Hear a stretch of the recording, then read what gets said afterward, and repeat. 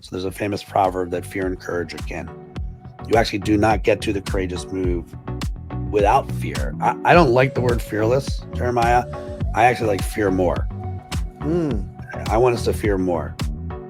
I want you to find the largest fear in the business, and I want you to make it just a little less scary and bring it to the surface. Welcome to another episode of the Prosper Brief, the show dedicated to elevating the future of the food service and hospitality industry. I am your host, Jeremiah Wynn, and today we are joined by Ryan Berman, a master storyteller, corporate fear fighter, and founder of Courageous. Today, we're going to be talking about how purpose can overcome fear. Stay with us. Attention emerging leaders in food service and hospitality. Are you ready to accelerate your career? If so, join us for the Accelerate Conference on October 22nd through the 24th at the Omni Hotel in Dallas, Texas. Gain insights from over 1,000 collective years of business and leadership experience. Engage in more than 30 focused breakout sessions. Be inspired by 5 empowering general sessions featuring industry experts. Don't miss this opportunity to build valuable connections and elevate your leadership talent to give your business the competitive edge it deserves. Register today at prosperaccelerate.com. Ryan, welcome to the podcast, man. Welcome to the Prosper Brief. How are you doing today, man? Oh wait, we're recording this? This is my it? bad. We're doing. Yeah. No, I'm kidding. I'm great, brother. I'm great. It's great to be here. Man, I've really enjoyed our jam sessions already. So all is well. How you doing? I'm doing great. Had a great weekend. We had a nice little staycation out here. Took my kids to Top Golf. My daughter beat us all in. I don't like the point system, man. It's like they're barely making it over the fence, and they're getting like 25,000 points. but it was a fun time, man. So I've been really good. You've been traveling a lot, or? Yeah. Actually, it was nice to be home this weekend. I was in Colorado the last 3 or 4 days. Had a keynote on Friday there. Actually, it was super surprising group. But there's sometimes where you take a stage and you're just not sure. You're like you always have to stay true to the content. Yeah. Like I think I always joke when your company's called Courageous, you're kind of telling the world who you're not for as much as who you are for. So yeah, you have an obligation to stay courageous even from a stage.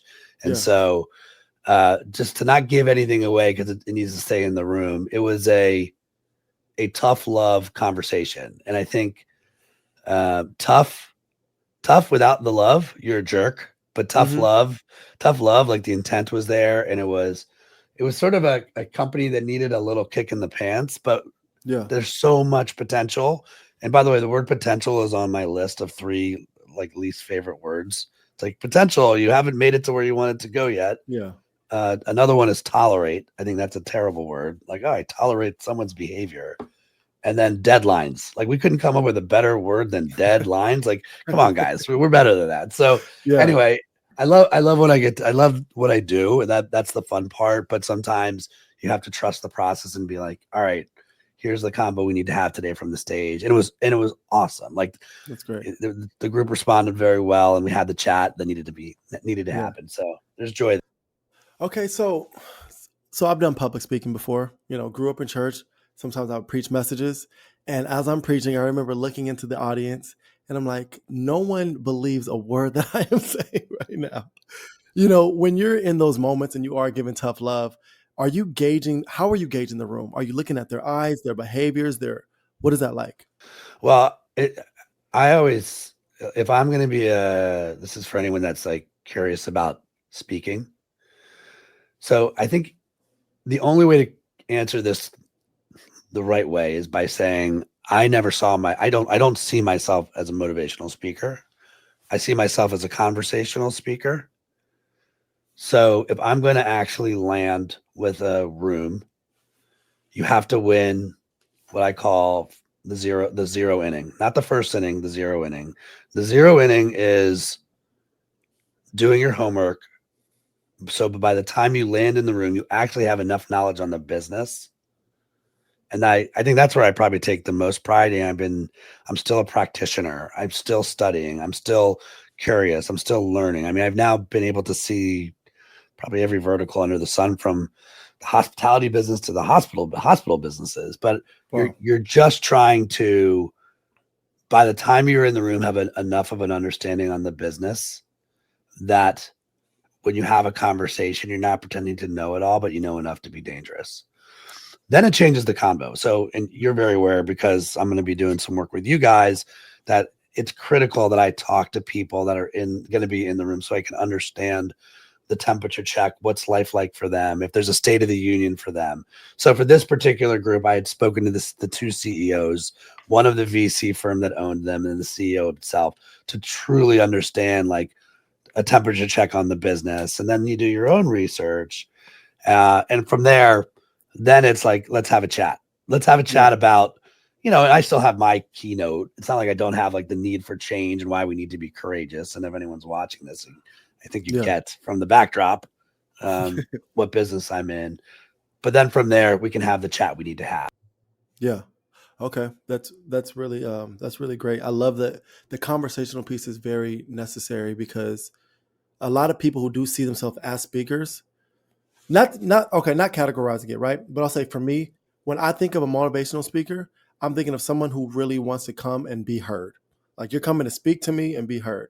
But when I think of conversational, I feel like you're coming to speak to me, but you're also coming to hear from me as well at the same time. And it is interactive, whether it is a gesture or it is you understanding who I am before I even enter into the room. And I think that's very powerful, like you said, doing your homework. To me, it's participation and maybe a little perspiration. I mean, it's both. You want to, like, hey, like I know that I know that this is a conversation that you want to have and you haven't been able to have it. And also, if I really think about the differences between and again, I'm not going to even pretend like to know what it's like to be a motivational speaker. Real honestly, like, my job is to move the business forward. That's it. Like, if there's sometimes the honest conversation is just, there's a conversation in the room that needs to happen. And I'm just a translation service. Like, leadership's slightly frustrated because they're like, hey, why does the room not understand that this is important? And then the room is frustrated because, like, why doesn't leadership understand that this is important? We don't feel like we're being seen. We don't feel like we're being heard. So usually both sides kind of know, and leadership isn't giving the team enough credit that they know, right? And the team's like, we know, we just don't feel, we feel the fear. Like, are we allowed to speak up or not allowed to speak up? So if I'm good at anything, I think it starts with like just disarming a room. Like, Absolutely. that's why I like the conversational speaker versus the motivational speaker. Like, let's keep it real. Nobody has time to waste. We're gonna have fun still. Like, I always bring some fun and laughter to a room, but these are the tools in my belt to make sure, to your point, it's like, let's make sure you're listening. Also, on the flip of this, I'll call people out. Like, if I see somebody on their cell phone while I'm talking, I'm like, are you you're taking notes, right? Yeah. Because I want them to be there. Like, I honor the fact that if you look at the hourly rate, can you imagine if you brought 500 people together at $1,000 hourly rate or $500 hourly rate? That's a lot of money being invested in that hour with me. Yeah. So I want to honor that and remind an audience, like, I understand how valuable this time is. Let's get to it. Let's cut to the chase. Like, this isn't about me. Like, let's have the conversation that we need to have so we can actually start making an impact on the business. Yeah. That's great. Speaking of that, so anytime you see me looking away, I have a notebook. I take notes during these podcasts and already I've written a few things down. But one thing that you did touch on was potential. And one thing that I realized being married is you can't marry potential, because if you marry somebody for who they aren't today, and because you think that they're going to be something in the future, they may not actually reach that. They may not see that potential in themselves. So it's possible that they will continue to be exactly who they are today and never reach that potential, So for you, when you think of that word potential, and as it comes to having purpose and fear, what do you think about that? Like, how real is potential? Wow. So that's not where my mind went first was, how well do you know yourself?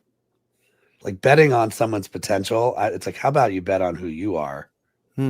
And like I would just say, when you compare, beware. So like for starters, when you compare, beware. Like how about you just get clear on who you are, right? And it's funny when I think about my relationship with my wife, who I love to tears. We got very lucky. We met in our 30s, so I basically had a whole New York City life.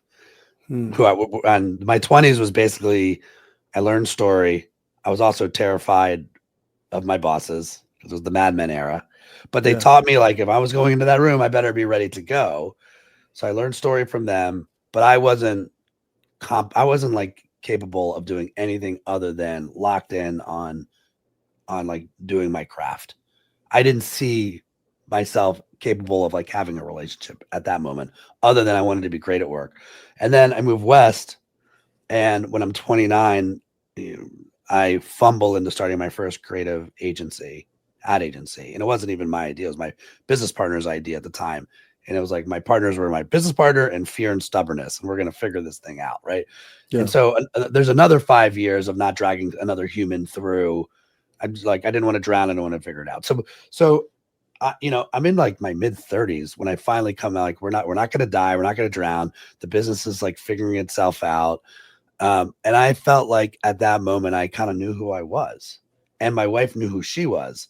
And there are some keynotes that I talk about Jerry Maguire. I always love asking like, who hasn't seen the movie, just to see like the age of like, wait a minute, have you not seen Jerry Maguire? And there's three great lines in that movie. Well, there's more than three, but there's three that I talk about. First is show me the money. Of course. Show me the money, Jerry. I don't think anybody has an issue with this line. Yeah. The second was when Renee turns to Tom Cruise's character and said, "You had me at hello," Mm-hmm. which is a sweet line. And what was his response? Do you remember his response? No, I want to. Did he say you complete me on that or? Bam, you nailed it. No. You complete me.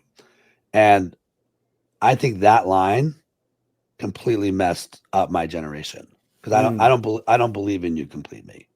Hmm. I believe in me complete me. I do believe in you compliment me, but I think the more if you're actually looking for someone to complete you, or you're betting on their potential to get there, to get you there, you're like, I just don't see that as a reality. I believe in you compliment me. So my wife knew who she was, I knew who I was, and she had a whole slew of adventures that she went through, right? So by the time we came together, again, she compliments me, I compliment me. But if I compromise myself, assuming that she's going to be able to complete me, I think the more you compromise, the more compromised you are. So again, the long arc to the concept on potential, but I agree with you that it's like when it comes to me or my partner, it's like, no, I think you got to do the work on yourself and be at peace with who you are. You're not like you're ever done. It's not like box checked. I know myself. You're constantly working on yourself, but getting clear on who you are, I think is critical.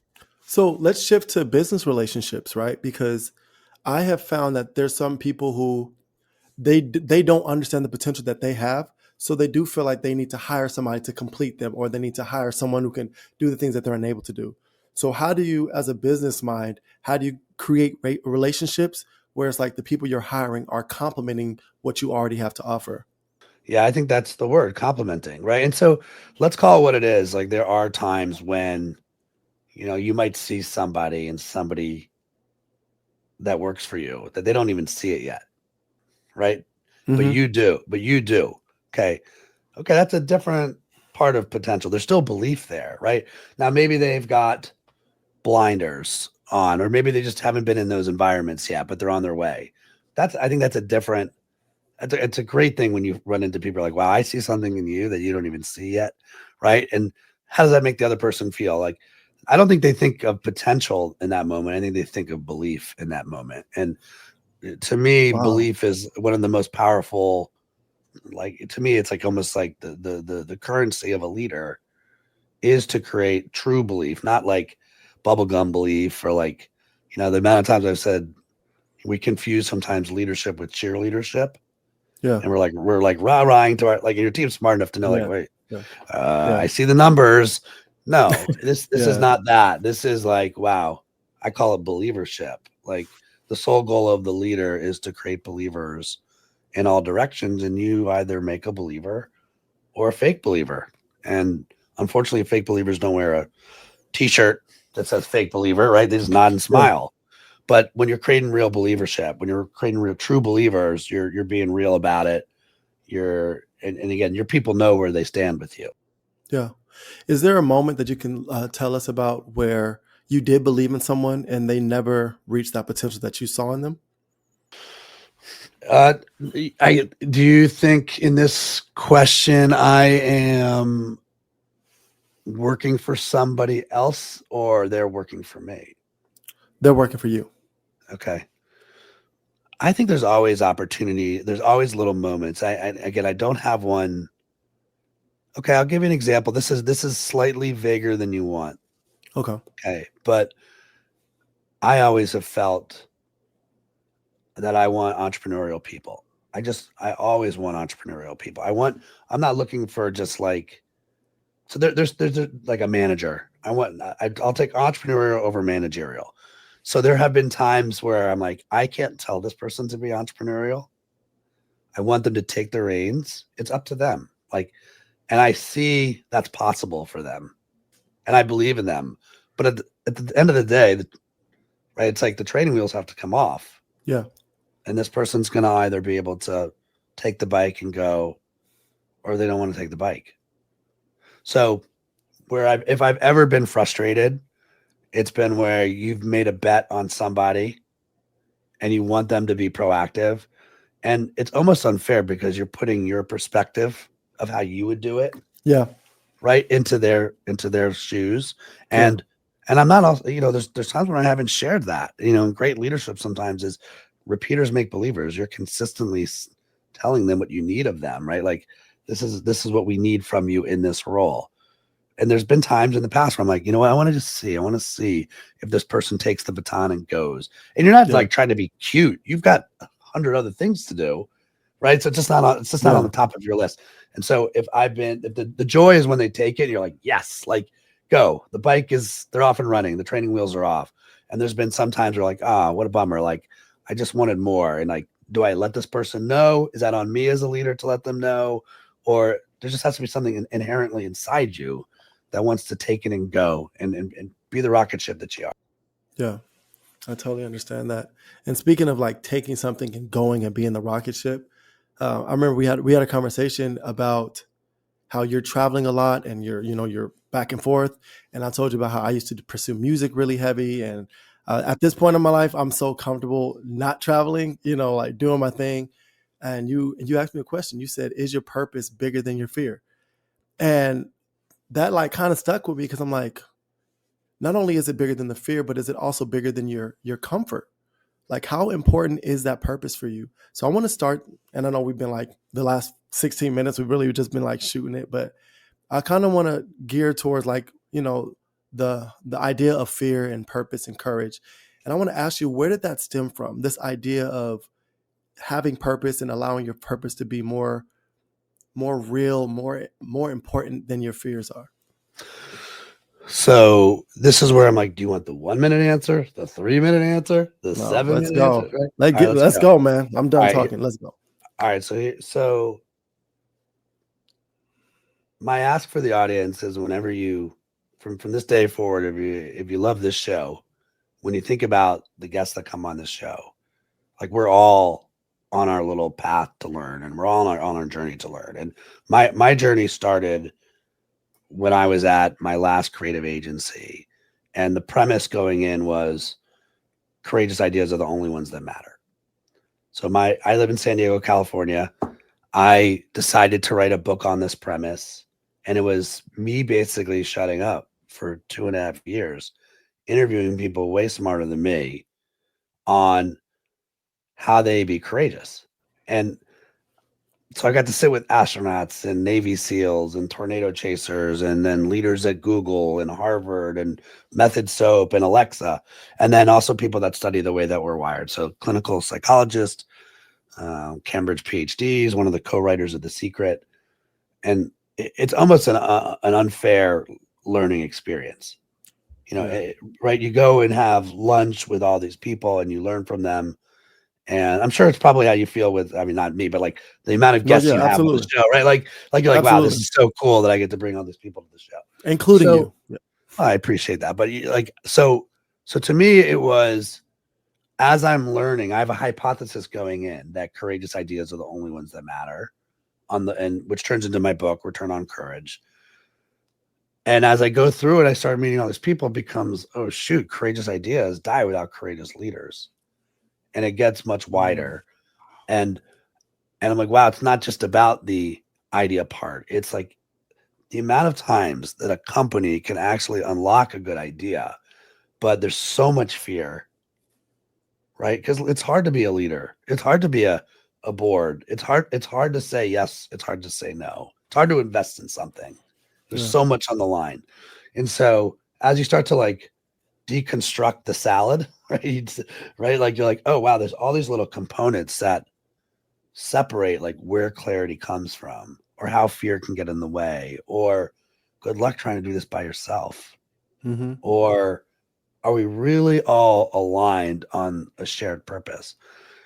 And so to me, it was that lap over the course of, it was 3 years from start to finish, including writing the book and getting the book out, that I learned there's a price of being courageous. If it was easy, everyone would do it.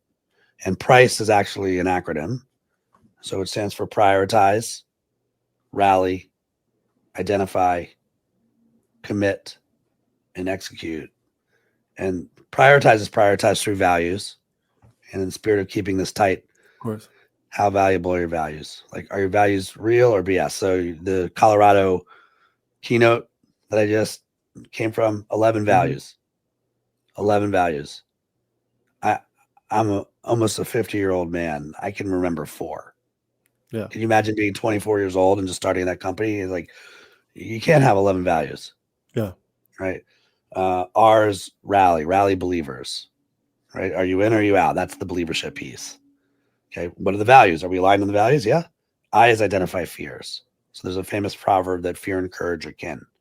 You actually do not get to the courageous move without fear. I don't like the word fearless, Jeremiah. I actually like fear more. I want us to fear more. I want you to find the largest fear in the business, and I want you to make it just a little less scary and bring it to the surface. Can we pause? Because I want to unpack that real quick. So why? What's the importance of magnifying that fear, and what are the outcomes that you can get out of that? So if you pull the Ryan Berman string on what type of business courageous is, we say we're in the fear fighting business. Okay. We're corporate fear fighters. My phone rings when there's a fear that needs to be addressed. There's a place where, think about it for the listener. Don't do this in the car, by the way, but for everyone else who can write something down while we're jamming here, there's probably a place in your business that you're stuck, that you're scared, that you're stale, or you're safe. You're playing it too safe. And if you play it too safe over a period of time, you're probably going to get passed by a competitor you see or you don't see yet. So for me, that's where the fear is. When you're stuck and don't want to address that fear, you're stale. You've been stuck for a while and you've talked about it, but there's been no action. You're scared, which is pretty much the definition of being human. And then you're safe. It's just you're just not pushing. And so we're looking for where those fears are. And sometimes it's just like, well, you can't do anything about addressing it if we don't first talk about it. But what most companies do is we suppress fear versus bring it to the surface and address it. This is where great leadership comes in, right? If your purpose outweighs your fear, it's like, hey, we know we're trying to take this on. We're trying to shrink this problem down. This is where the pain is. Let's make sure we're all aligned on knowing we're going to go after this. We're going to attack this fear. So that is the business that we're in. It's literally bringing that fear to the surface and then figuring out a way to shrink that fear down. I love that, because the idea of fearless is almost like this idea of, oh, I just never fail, right? Because if you never feel that feeling of fear, you don't have a gauge, to like know when things are uncomfortable, when you do really care about something, when there is a risk involved, but the reward is going to be greater than that. So to say fearless, it almost takes the sting out of like the importance of what fear is supposed to do for you. And there's a lot of, I see like a lot of a fearless creative. No, I don't really believe in that. I think it's okay to be bold and to be brave. Right. But like, yeah, how are we going to take this fear down? One of my mentors, his name is Ron Berger. Ron, Mad Men from New York. Like he's He came up with Subway Eat Fresh. He was Oh, wow. time to make the donuts. I mean, he's like for Dunkin' Donuts. He says there's a big difference between risk and risky. Hmm. And I like that. I think that's spot on. It's like, hey, at some Yeah. point as a leader, by the way, if you're going to lead an organization, your best people are watching if you have a capacity to take a risk. Now it's onboarding the team and getting them to come along, which is why purpose is so important, right? Yeah. So, in the spirit of price, the C, because we just did I, which is identify fears, the C is commit to a purpose. Hmm. Okay. So it's not enough just to know what your why is. You got to put that rally cry in that why. What is the rally cry that we're going to lock arms on this? It is us versus them. This is hard to do, but we're going to do it. Is financial gain a big enough purpose to drive a company? I mean, would you stay for that? Me, no, but I feel like I'm purpose driven in my life. Like, Yeah, but the minute you go me no but, I mean it's game over, yeah. right? Me no but, like it's like Yeah. it's all again. It's so hard because the board of directors has an obligation, and a C-suite knows they need to generate revenue.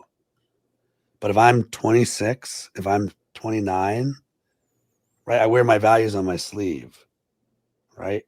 Yeah. I always say about the next generation, they want to have their cake, they want to eat it too, and they want the cake to be gluten free. They want everything, right? And if they're really really talented, they will find a company, right, that will let them do. They want all of the above, and so to me, I don't see financial gain being enough to make the next generation go, I'm sticking around just for money. Yeah. No, they want something more, and your job as a leader is to figure that out. Now, what is that? Like, Chipotle, right? Like we know the power of integrity in their. If you look at their Yeah. commentary, we know the power of real. Mm-hmm. They didn't say money. Yeah. They're looking at, hey, this seems like a injustice. Yeah. We're not going to be that. Who's Yeah. coming with us? Who's going to lock arms with us? So to me, that's when your purpose outweighs your fear. It's like, this is the business that we're in. We're not going to be like them. It's Mm-hmm. going to be hard, but we're going to do it this way. Are you with us? Yeah. That is the job of the leadership. It can't just be about money. By the way, a lot of companies get this wrong. And you understand why, because there's so much fear, and when fear wins and fear is beating you, Mm-hmm. right, and that's when trust can wane too. Then it's like, oh, Yeah. it's got to be about the money Yeah. versus the long game. Yeah. Let me share one of the stories that I wish I got to interview Tim Cook, who's running Apple, uh, on an investor call. He made a comment. This is now 5 or 6 years ago. He said, he's like, if you are only in our stock for financial gain, get out of the stock. Hmm. Right. Well, why would he say such a thing? So they're going to make the right decisions for both the universe and for Apple over a long game. But if you're looking for like 1 year flips every year, he's like, just get out of the stock, because that's not the way we're going to operate our plan moving forward. Great advice. Yeah. Wow, that's really great advice. And it's funny because I actually have a friend of mine. So we both have like production companies and we do like film, social media, content creation, videography. And I went through a phase maybe a year ago where I was just so focused and fixated on the financial gain and like on the money that I started to lose joy, excitement, everything became stale and mundane. And then eventually, like, I kind of like reevaluated everything and I'm like, what is my purpose in all this? And my purpose is to make an impact. So I'm partnering with these companies, not just to create Instagram videos for them, but I want to make an impact so that the product that they're trying to sell, the people they're trying to reach, they're able to, I'm that bridge to get them to their audience, you know? And having that in mind, even with my music, knowing that I'm making an impact with the messaging, with the lyrics, with the words, with the music, with the production, I feel so fulfilled whether money's coming and being generated or not. And I look at my friend, and he recently he actually stopped his business because he took the complete extreme, right? He took this class that was all about, I'm going to teach you how to make $100,000 a month, doing videography and all that. He got burnt out and he lost passion for it, and then he moved on. And I feel like that's one thing that is such a powerful lesson. And I tell people all the time, like, you have to consider what your purpose is, because that's going to be the fuel that keeps you, whether you're making millions of dollars or making 10 cents. like that's going to always drive you to keep going forward. And eventually the money's going to come anyways if you're really doing it. Yeah, I find if you lose passion for what you're doing, and by the way, I'll be the first to admit that there's some pretty influential people that have posted videos on social, kind of going against don't find your passion. Like I've seen like commencement speeches, I've seen professors at well-known institutions who are like, don't do your passion. Like you need to figure out how to monetize and make money. And I couldn't disagree more with that advice. Like again, if you're passionate about something, there's it gets you in your core. There's probably energy there. Now you got to stay curious on growing that passion. Yeah. Right. And now, okay. So the money, to your point, the money will come, assuming you're putting in the work for that. I couldn't agree more. I've definitely been of the mindset, like, the pursuit of happiness. Mm-hmm. I think that line is also, it's to me, the pursuit is happiness. Yeah, absolutely. Right. The pursuit is happiness, not the pursuit of happiness, which means you have to find joy in the journey. You have to find joy in what you're doing. Now, for me, Courageous, when we launched 8 years ago, I wasn't sure what is this? Am I going to just have a book and keynote? We followed the path. And the more we realized, like, wow, sometimes it is courageous conversations. Yeah. Sometimes it is courageous ideas. Sometimes it's so hard to be a leader. It is courageous communities. Yeah. Right. The higher up you get in a company, the less people we seem to trust. We need our community of people we can rely on and have. One person is running. I don't want to give her name up, but like she's pretty high up at Pinterest. She's like, I don't need 100 people in another community. I need my 5. I need my 5 trusted that I can ask those hard questions to. Sometimes it is courageous reinvention. So what I love is, like life is short, but it's very wide. Courageous is very wide. It's a very wide platform that allows us to play in all these different arenas. Yeah. And in almost every single time it is, how clear are you on that courageous story, which is what we're really providing. Yeah. One thing that you said earlier, it was about knowing yourself, right? So when you know yourself, you can implement certain things and attributes of yourself, whether it isn't, because like you may like to pursue passion, but maybe you just have a very creative gene, right? Maybe you like music and that's how you let out your creativity, but you can find a job where you're also letting out that same passion, being creative, It doesn't have to be, like you said before, focus on the monetary gain and what can you monetize, no, because it's just not enough. And I feel like you said earlier about just having your cake and eating it too. If you're able to have a passion, enjoy your life, enjoy your journey, and then also money starts coming in and that eventually gets generated, then you're actually having your cake and eating it too. But if you just think that the money is going to do it, that I disagree with that. And I think we're definitely aligned on there. I had another question that I wanted to kind of get you to break down a little bit. You said there's a difference between risk and risky. What is that difference? It might be just let's say these are dials on an amp, right? Mm-hmm. Right. Let's say, look, reckless behavior is not courageous behavior. And just to play the other side of this, and I don't think this is right. Like reckless behavior is reckless. It's not courageous. And I would also say resilient behavior is not courageous behavior. Also different. So one of the first, let's say the first 6 months of writing of Return on Courage, if you look at the dictionary definition of courage, the definition is the ability to do something that frightens you. And I'm like, wow, who wants to do that at work? Like, how does that help me at work? Please step forward. I'm taking a step back. And I just didn't see the utility in the definition. And so I just wanted to come up with a better definition of courage. And so where we landed, or where I landed, there's 3 levers that we always look to make sure it's courageous. And to your point, risk versus risky, right? This is same conversation. And so the 3 levers we look for, there's knowledge, there's faith, and there's action. And in business, if you wait for 100% of the knowledge, the data people don't always love this answer, but like you're going to get passed by somebody. So the idea is the more knowledge you have, hopefully the more your faith goes up. And when we talk about faith, we don't mean it in like, the church faith side. We mean Yeah. it in the conviction space. We mean it in the inner belief, right? Like, hey, we're gaining some knowledge here. I feel like we should make a move on this.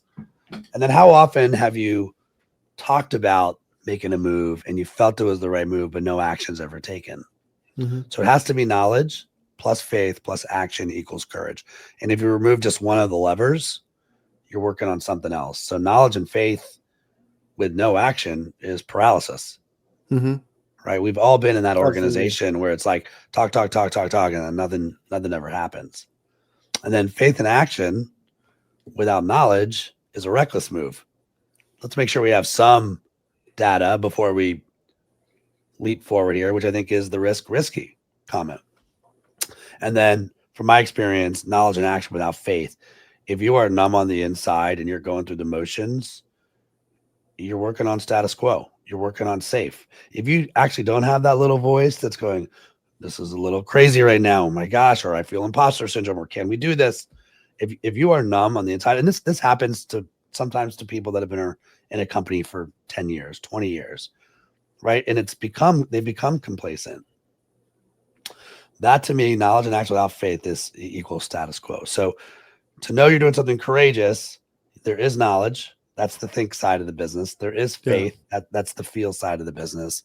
And there is action. That's the do side of the business.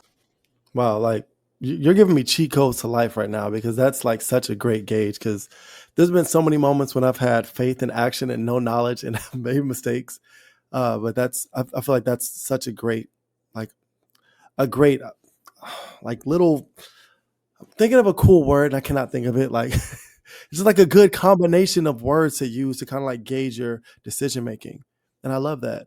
Well, look, if you've made it this far into the pod, my hopes and dreams is that the definition is the one thing you walk away with today and run your life through. What do I think? How does it make me feel? What am I going to do about it? Think, feel, and do. Knowledge, faith, and action. And for you, also give yourself some grace too. Like there are times where taking action, having faith and taking action is another means to knowledge. There is more. Now, maybe it is a little risky. Maybe it is a little reckless, but I would still take that than talking about it and feeling it and never doing it. Because if you talk about something long enough and you feel it, but you never do it. And by the way, this isn't that. Now imagine you have a team and you're talking about something and you feel it and you never do it and you never do it. What that leads to is frustration. Mm-hmm. It leads to like surrender. To me, that's inaction. And it's like, wow. And your smartest players on your team, by the way, they're smart enough to know like, hey, we've been talking about this for a while. Why aren't we doing this? Like, let's go already. So, use the definition for what it is. Especially, I love how you said like you got complacent for a little bit, but if you start to be like, oh my gosh, I'm nervous about this, that's faith. You want that little voice. You want that little moment. That's great.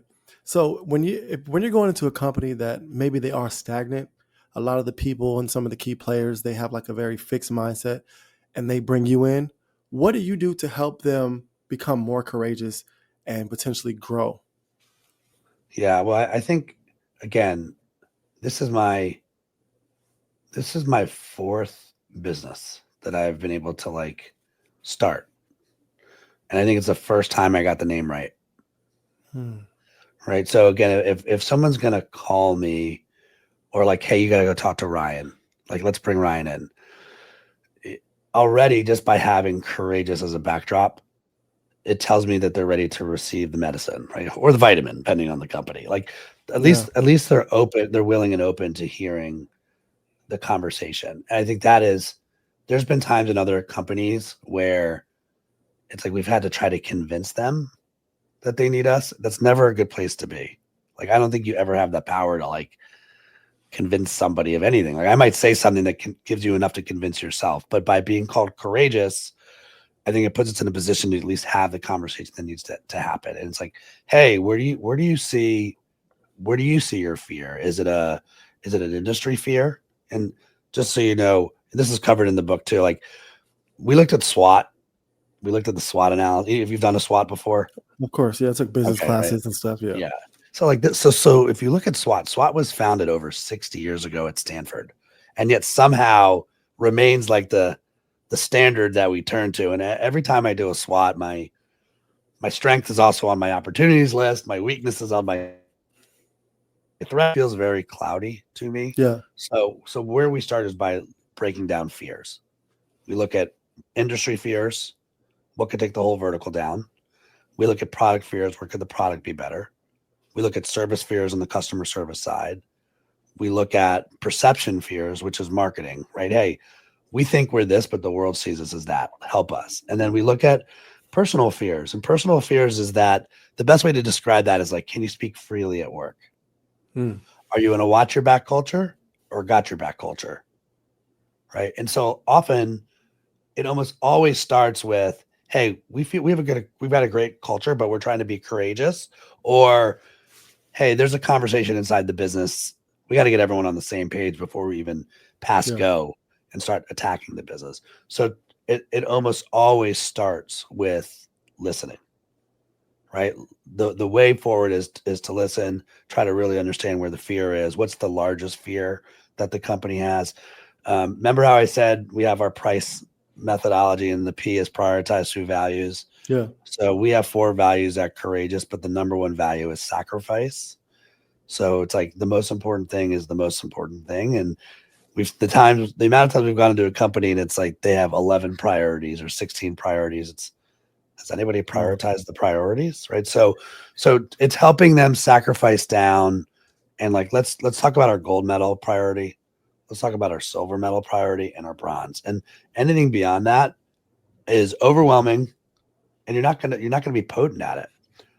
So I think how we've been able to be successful starts with the ready for us, right? We're called Courageous. 2, now that we're in there, let's listen and really understand where the fears are. And then 3, let's really look at where we should use our courage and where we shouldn't use our courage. We've definitely described courage like a currency. Now, if you try to use courage everywhere, you're going to be emotionally broke. Right? You've got to pick the spots. You're going to exhaust everybody otherwise. Right? So if courage is a currency, let's pick our spots on where we need to be brave. And then we will help them. We have a courage rating where we'll like, what's a bunny slope problem to what's a black diamond problem, right? And like, let's help you start to prioritize. Here's how we would attack this problem. And it's over, the mission might be a year, could be 3 years. And however long that is how long we stay on board. And we're bringing that outside perspective, the inspiration and some accountability. That's great, man.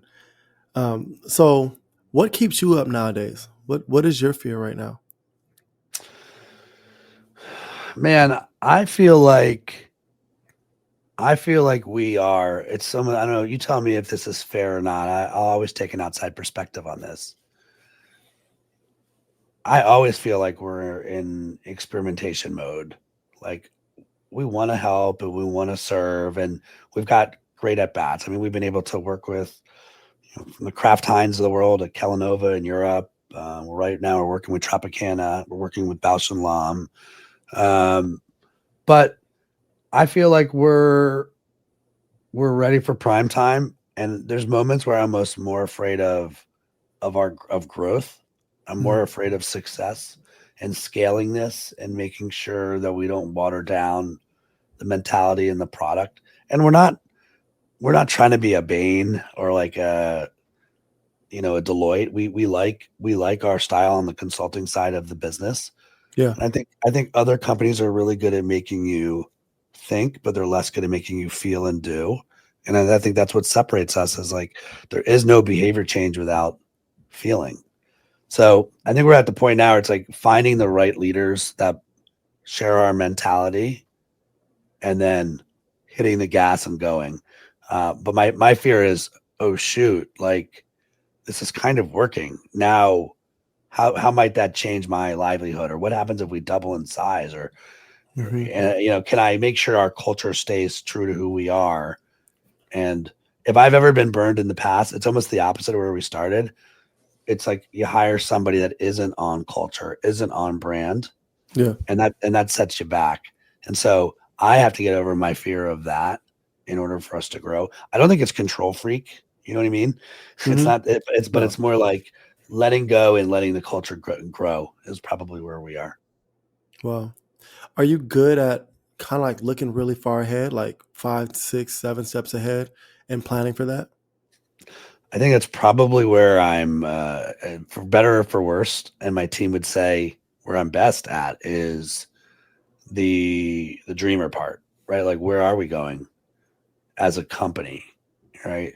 It's I heard somewhere along the way, it's like one hand in today and one hand in tomorrow, Mm-hmm. right? If you have two hands in today, you take your eye off what's going on here. But if you've got two hands in tomorrow, you miss what's going on in the day job. But if you've Yeah. got two hands in only today, right, forest through the trees, and you're missing where you can be going. So I try to toggle both of those worlds. What is the business need of me today, or how am I servicing a client today? But like, what's the opportunity in the future? And for Courageous, the community side I think is a huge opportunity. The content side I think is a huge opportunity. I think it's clear we need more inspiration and more motivation. And if we can be a positive force in that arena and telling courageous stories, we want to continue to do that. What do you mean by telling courageous stories? Can you go into that a little bit more? Um, the best way to describe this, and this says this is like the dreamer side of me. Mm-hmm. So in the spirit of putting stuff out into the ether, and if someone's Yeah. listening and they can help, if courageous was a button on your Roku, what would the content be? I sort of feel like TED has run its course. This might not be a popular opinion, so I don't mean to like upset anybody at TED by saying this. There are times when I feel like it's become too much about the person in the circle and not about the audience. And so making sure we're giving true knowledge transfer so people are being more brave. And bravery, it's different on a case by case basis. Like maybe it's just one step towards your goal, right? For you, it might be music. What is the one thing you can do in the next quarter that's going to advance that? Mm-hmm. So if I can nudge you forward, like I am down for that. And that's the type of content we want to create. Now there are other I don't think you know this. Maybe you do know this. So I have two books coming out. No, I One didn't in know. October. Oh yeah, I do. That's one in October called Headamentals. So the only way I think the idea is like fundamentals for your head. And the idea of our self-talk is killing us. Right. And so like how do Yeah. you actually deal with the monster in our minds? And I wrote this book with Dr. Susie Burke. She brought the science, I brought a lot of the story, and Rhett Power. These guys are Marshall Goldsmith, top 50 coaches. And we were all managing our own businesses and managing our own clients and realized like everyone seems to have this voice in their head. And I think the only way to get ahead is to understand your head. So Head of Mentals is coming out in October. In March, this is what I mean by courageous stories. I've been gifted the opportunity to work with Landon Donovan, who's probably the best U.S. men's soccer player we've produced. Wow. And his story is off the charts. It's not just Wow. about soccer. He grew up, from the age of 15, he was sort of ragdolled all over creation to play for America. Um, and his dad wasn't really in his life. So there's a lot to his story. People don't realize how depressed he was. It's a mental health story. It also looks at the rise of U.S. soccer. So That's cool. the that'll be in March with the World Cup coming around. To me, that is a courageous story that can inspire a lot of people. Well, what is that? Is that a content production arm of Courageous? Uh, I'm not sure what it is yet, but anything that's a courageous story, we want to be a part of and we want to share. And my hope is it inspires others to then go chase their dreams. Wow. Well, I'll say one thing about this episode is you have definitely inspired me. I appreciate just all the nuggets that you've given me. Like, I had all these questions written down that I didn't get to any of them because you just, I it can was just talk, great, Jeremiah. man. No, and I like it. I'm like, yeah, this feels like Joe Rogan. We're just talking. And I love it. I've learned so much, and you saw me writing down so many things. But I really appreciate you for being a part of the Prosper Brief, and I'm really excited to see you in Amelia Island at Prosper Forum. It's going to be a great time, and I'm looking forward to just, connecting with you and working with you further, man. So thank you. Can't wait, man. Of course. Thank you. And hopefully, again, I always say if you've made it this far into the pod and you're still listening, trust that. You know there's some pods that you listen to and topic doesn't land, you're gone in 2 minutes or you're busy. But if you're here at the 50th minute mark of our conversation, then there's something that we talked about that is sticking with you. And I would ask you to explore that more. Maybe there's fear in your life. Maybe you want to be brave and you want to be courageous and you just haven't figured out a way to unlock it. But trust that if you're still here 50 minutes in, that there's something about this topic that's worth exploring. You heard it from him. All right. Until next time, we'll see you here on the Prosper Brief.